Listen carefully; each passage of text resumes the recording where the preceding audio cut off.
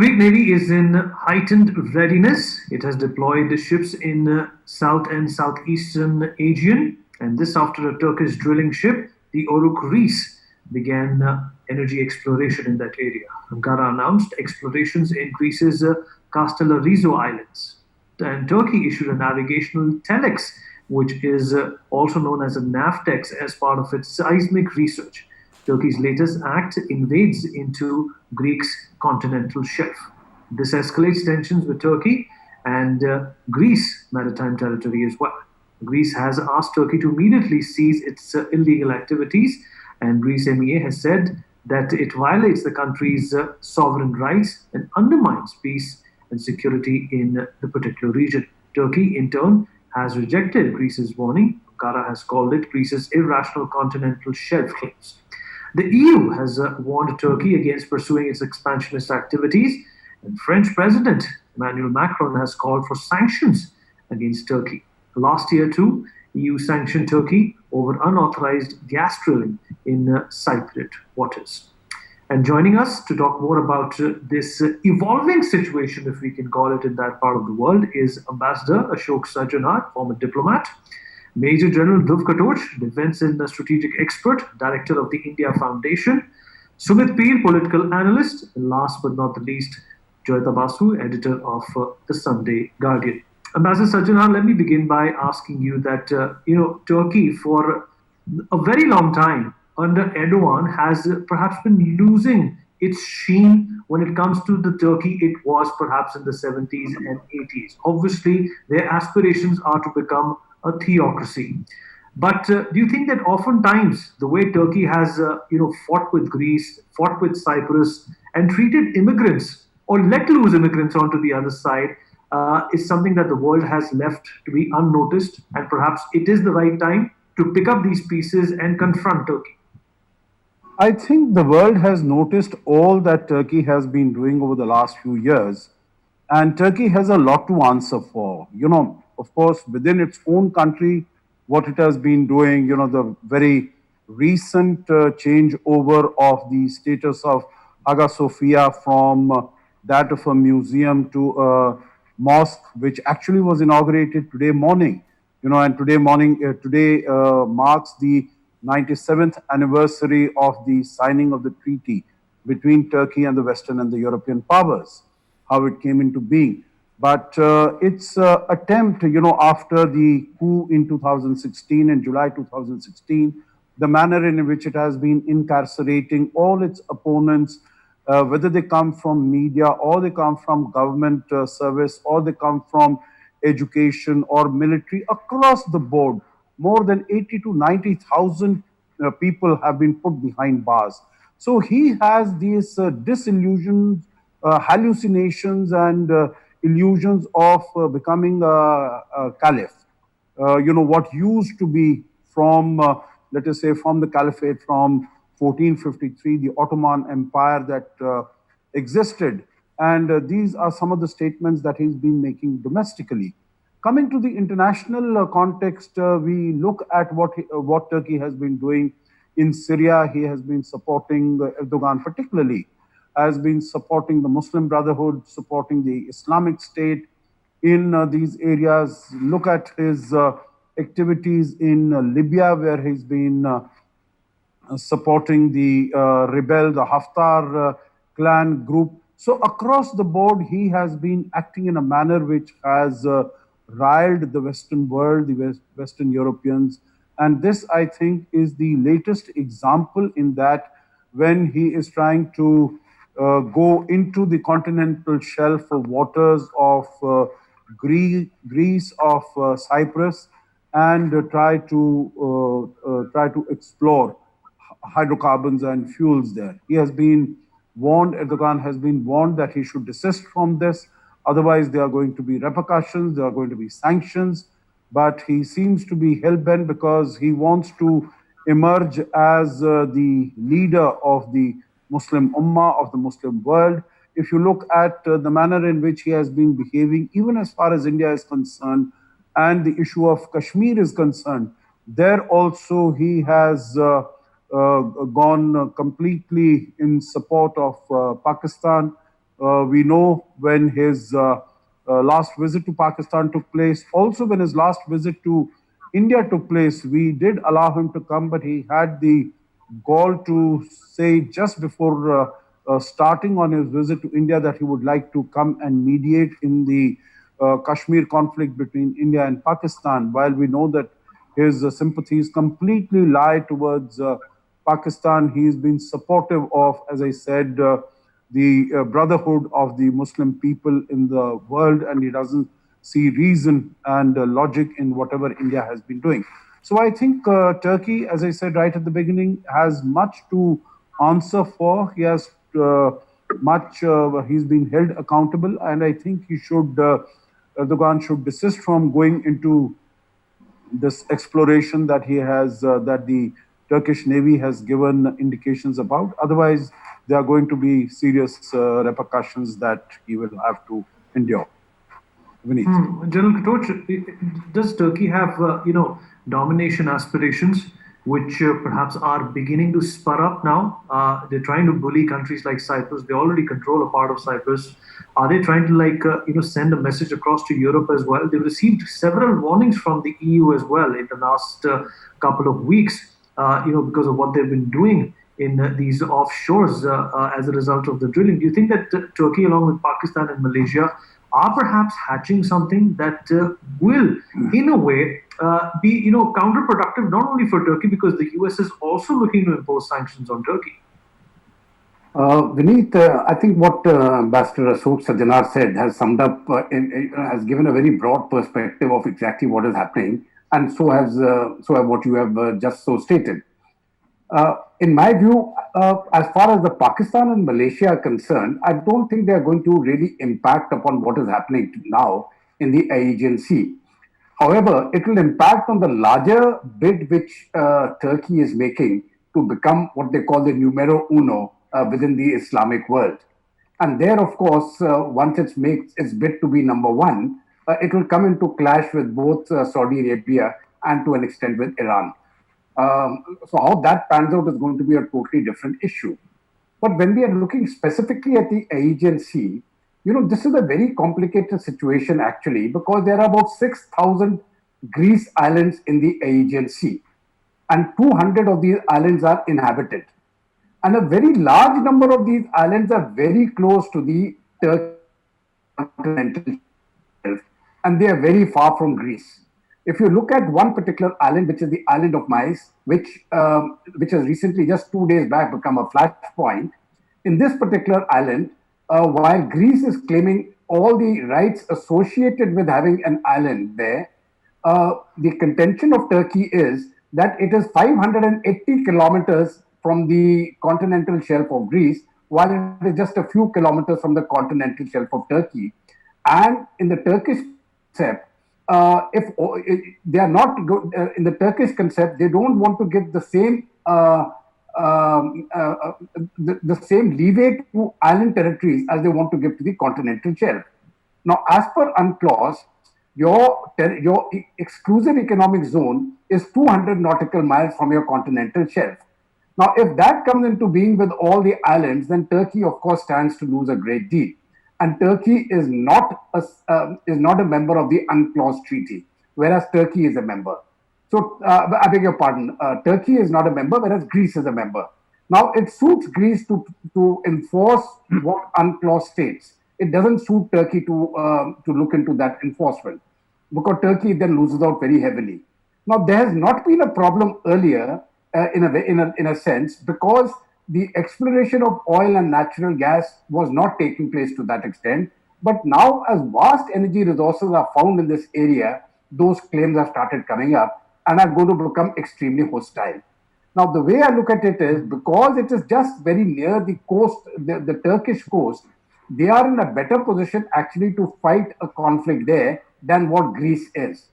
Secondly, Europe is still concerned, because if they get involved in a fight, then Turkey is going to play what it calls this Islamic card, and the hundreds of thousands of refugees which are coming in from Syria, they will simply offload them onto Europe. So Europe has also got its own concerns. I think this is going to be a very serious situation developing in the Aegean Sea.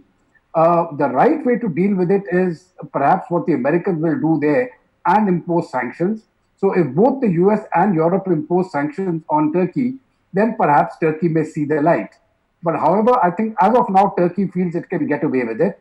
Erdogan certainly feels he can get away with it, which is why he is actually stretching Greece to its very limit of endurance. So I think the next few months are going to be very interesting to see which way it goes and whether it actually percolates down to a conflict which is going to be played out in the Aegean Sea. Vineet, over to you. Sumit, what's the bottom line here? Is it all about oil and gas, or does Turkey have serious plans, very similar to what China is doing? Does Turkey have similar plans, to dominate the Mediterranean basin? No, If you look at it, thanks for having me on the show. If you look at it, you see the Turks and Greeks have problems for ages. And I lived in Cyprus. So, it was the Greek part of the Cyprus. And if you go into the northern part, which is called the Turkish Cyprus, you will feel like you walked 50 years back into time. So the problems start from Alexander and to, Leonidas, and they have continued. So that is a people-to-people conflict. They don't like each other. But the problem here is that they were living with it. What General Sam rightly said, Turkey has not signed UNCLOS, and Turkey does not even seem to agree to this exclusive economic zone. Even if you look around India, 200 nautical miles from our coast is our territory. So whatever is found there, it is our right. And everybody, 90% or 99% of the countries in the world agree to that. Turkey is again an exception to that. Turkey has occupied Cyprus, which is again an illegal occupation. Now, Turkey getting to these illegal occupations has become a way of life. Remember, Vineet, the key goes to 2 years back when Donald Trump said that Turkey, if they don't change their ways, I will collapse their economy. Literally, fact is the Turkish economy today is in shambles because of the American sanctions. Now, what has Erdogan done? What Ambassador Saab rightly said, he wants to be the Khalifa, he wants to review the Ottoman Empire. That is to, appeal to the masses there.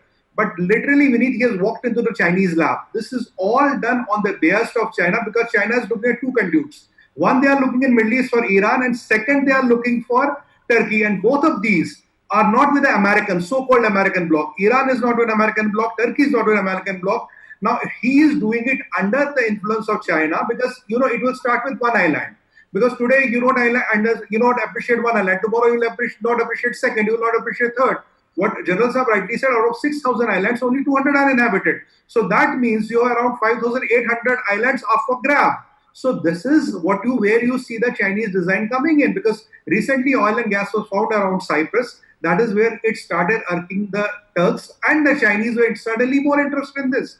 But this design of Turkey has to be stopped because they don't seem to agree to any international law, and they are working as to what Chinese wants them to do. This is a serious thing because it will not end at one island. It's not a question of one island. Recently, Turkey did an agreement with Libya. They unilaterally decided to change their water boundaries. So how can two countries which do not share a land border decide to divide the sea between them? And incidentally, Libya is also not a signatory of UNCLOS. So it's a serious thing. Who is propagating all this? Who is funding them all this? Turkey's economy is in shambles. The plight of Christians in Turkey is bad to us. It's not the Turkey of Mustafa Kemal Atatürk.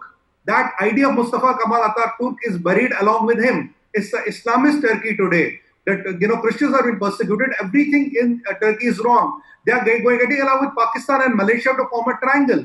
So you are seeing a new Turkey. It's the time for India is to unilaterally oppose this and support the Greeks, because what I'm reiterating again, it is not a question of one island. It will start from one island and it will never end. And Turkey will always have that bluff part with him. If you don't fall in my line, I will open the floodgates of migrants for Europe. But for the Europe also, it has to see, because that is why Greece has thrown the Libyan, ambassador out of Greece, and even Germany has supported them. France has supported Greece on that. I think, and incidentally, both of them are NATO members. Both of them went into the NATO in the same way in 1952. So it is all China. Suddenly the change in equation is orchestrated, directed, and kind of manicured by China. That is what I have to say. And it will not stop with one island. It will go on, because there are 5,800 islands up for grab, and they all seem to have oil, and China needs oil. That's why they're going to Iran. Now, these islands are a good source of oil. So, Erdogan is conduit, which is pushed by China. That's my limited point. Absolutely. And, quite a valid point you've made, Sumit, that, Joyita, that perhaps Turkey is, appearing to be a microcosm of what China is doing. But at the same time, are they finding themselves ostracized today? Because they know that there is this growing proximity between Israel and Saudi Arabia, two of the most unlikely units coming together is perhaps something that Turkey has a problem with as well. And this is just an attempt to increase their dominance in the region. We know that they've also been doing a lot of activity in the country of Libya, which to the general public in Turkey is not the way ahead.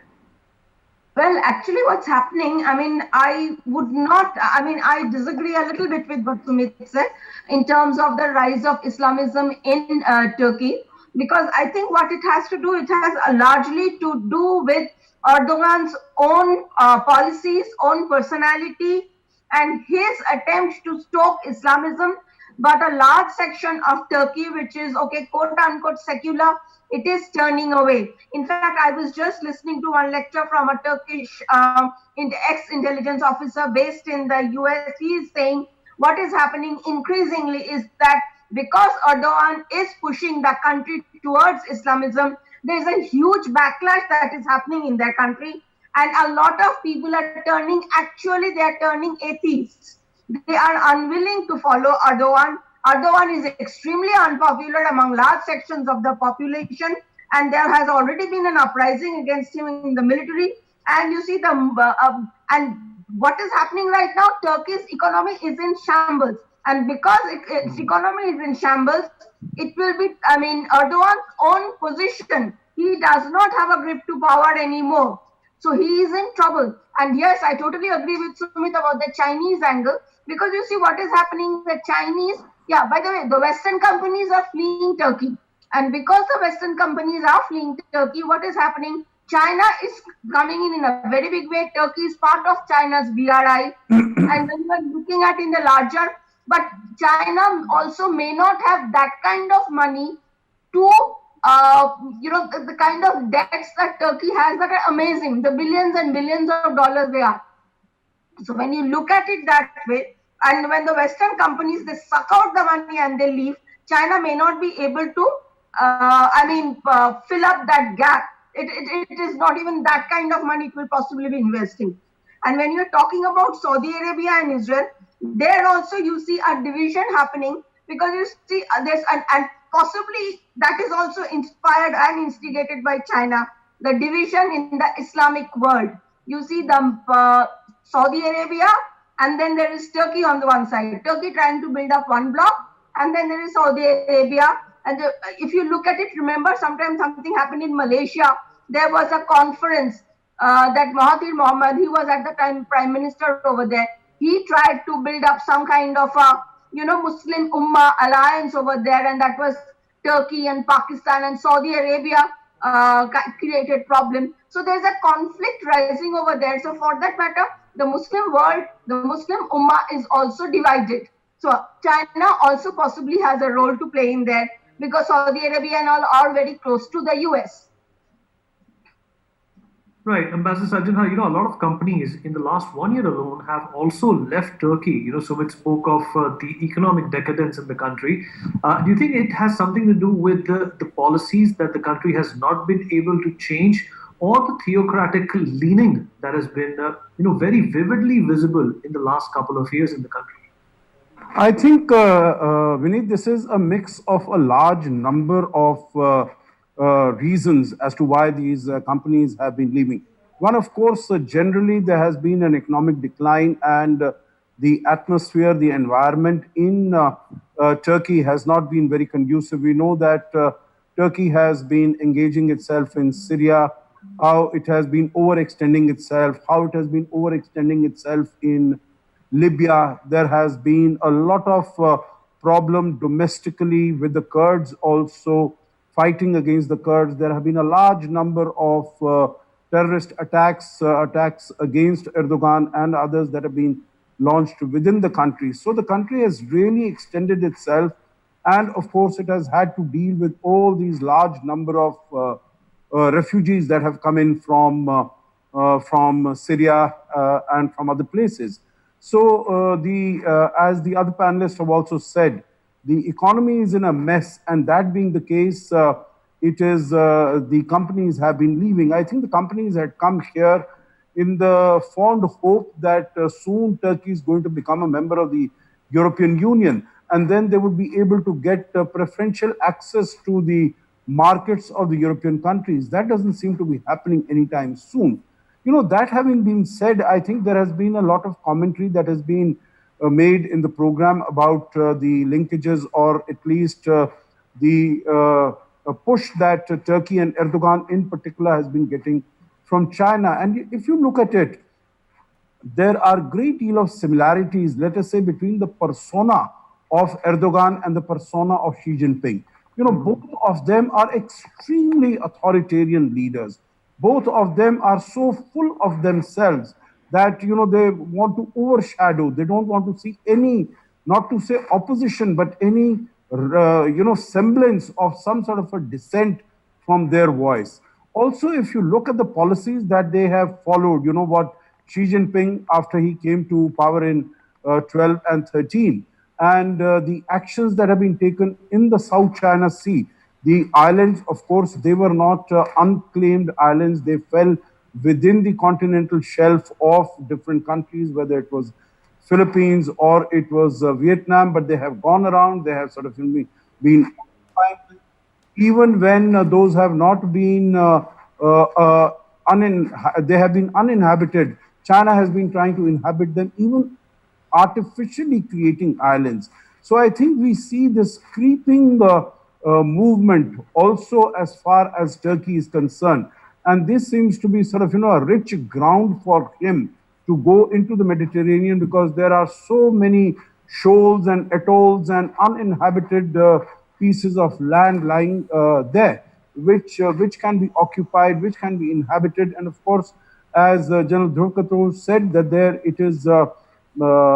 is a lot of hydrocarbons, and fine, the hydrocarbons might be lower in price today. There might be less of demand, but I think going forward, they will bounce back. So there is a lot to look forward to as far as Turkey is concerned. And I think ultimately it is also a political and a strategic move where he wants to, Erdogan wishes to project himself as the leader of the Muslim Ummah, as the leader of the Muslim community. And today what we see also is that not only is there a very sharp schism in the Muslim world between the Shias and the Sunnis, but amongst the Sunnis itself also, because there are a number of countries, many countries, which are... Sajjanar, we have unfortunately, sir, run out of time.